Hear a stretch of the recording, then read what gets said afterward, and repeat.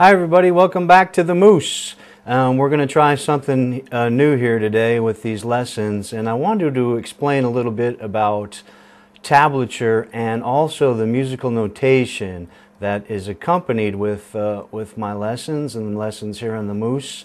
And you're not going to be able to see me in this video, but that's alright. It's pretty early in the morning. I'm looking pretty ugly anyway, so we're going to just give this a try and see what happens. So you can see on the screen now that I've got this little piece of tablature and music notation that I wrote for Cripple Creek. Okay, it's a simple version. And now I want you to look here first, over here where it says tab. That means tablature, okay?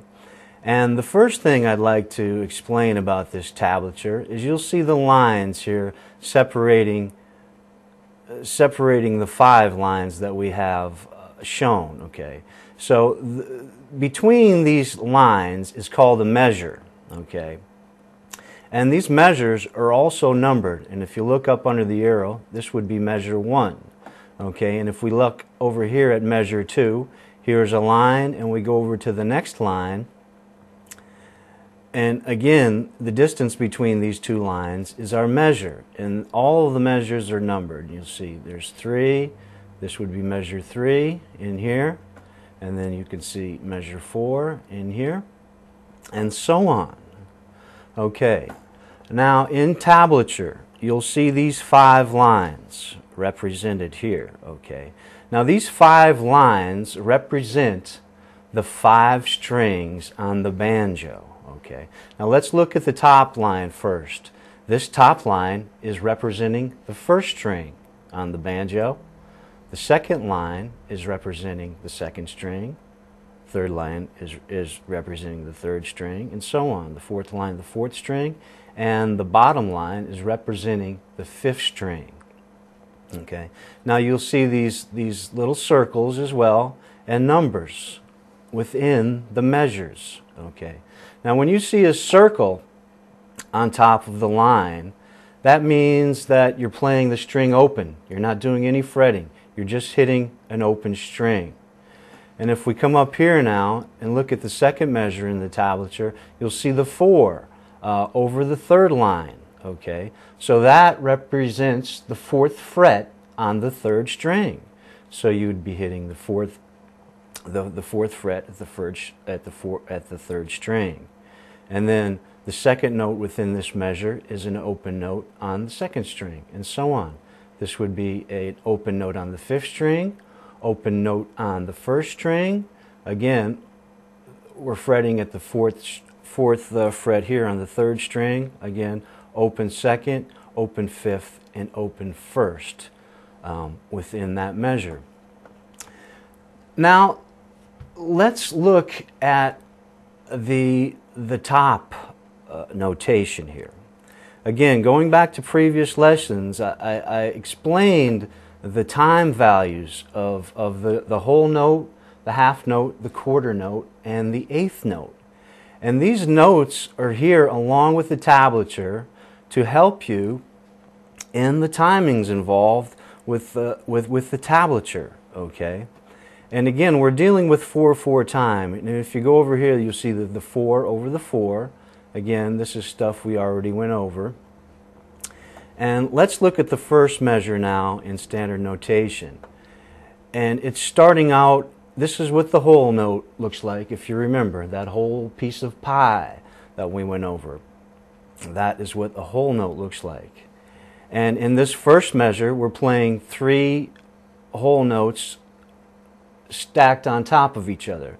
And remember, that whole note has 4 beats associated with it.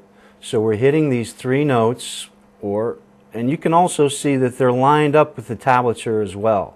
And that's very important when you're looking at the timings on the tablature and in the standard notation as well. So again, in 4/4 time, this one measure has 4 beats associated with it. So we're going to hit these, since they're stacked up one on top of each other, we're going to play these 3 notes, and they're going to hold the time value of 4 beats throughout that measure by just playing those 3 notes all together. Okay. Now let's take a look at the second measure in standard notation. Okay. Again, each of these measures in 4/4 time, one measure holds 4 beats. Okay. Now if we look at this measure, this second measure, we can see that this whole measure contains 8 eighth notes, and that is filling up our 4 beats. Okay. Now this is what the eighth note looks like in standard notation. If you go back to previous lessons, it's the little black dot with the stick coming out of it, and it also has a flag. Okay. Now in standard notation, when 2 eighth notes are played consecutively, they tie them together with this black line here. Okay. They just tie them together. So, and remember, the eighth note has a half beat associated with it. So this first note is a half beat, and the second note is a half beat, and you put those 2 halves together and you get 1 beat. So you can think about as well these 2 eighth notes as being 1 beat.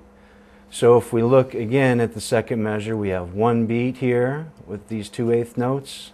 We have another beat here with these 2 eighth notes, another beat here with these 2 eighth notes, and another beat here with these 2 eighth notes, making up our 4 beats in 4/4 time.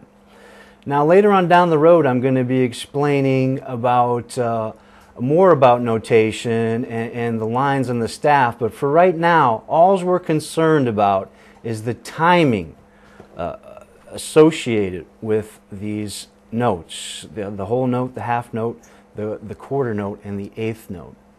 So let me count you through this second measure now using these eighth notes. We have, starting on the first note of the second measure, 1 and 2 and 3 and 4 and.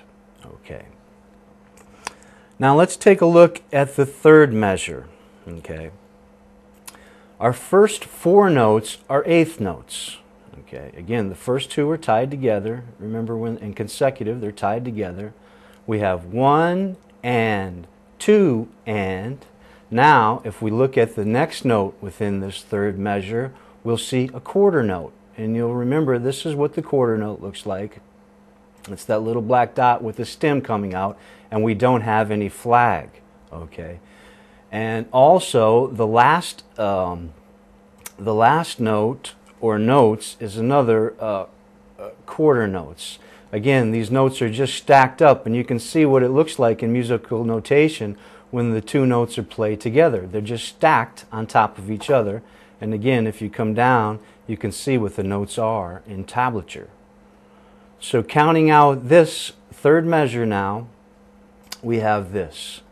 We can count it like this: 1 and 2 and 3, 4. Okay. Again, that's the timing involved in some of these measures that we're going to be dealing with in Cripple Creek. I'm going to talk a little bit more about this tablature and standard notation in the next lesson, and then move on to picking apart Cripple Creek. So we'll see you next time, everybody, right here on the Moose.